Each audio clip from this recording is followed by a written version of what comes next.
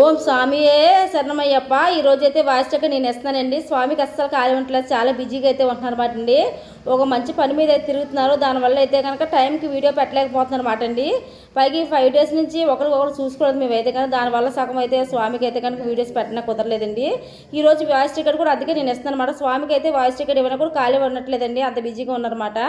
సరే అని చెప్పేసి ఈ రోజైతే నేను ఇద్దామని చేసి ఫిక్స్ అయిపోయి వాయిస్ టికెట్ నేనైతే ఇస్తాను.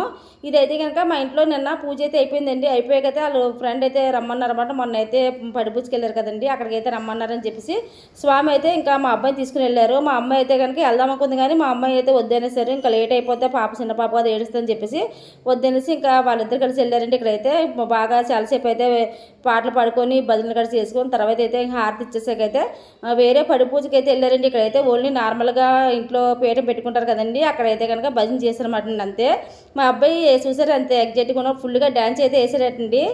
ఎంజాయ్ కూడా ఫుల్గా చేశాడు. తర్వాత వచ్చేసి ఇక్కడ నుంచి అయితే కనుక మా ఆయన స్వామి అయితే కనుక ఇదే ఏమంటారు పడిపూజకి అయితే వెళ్ళారండి.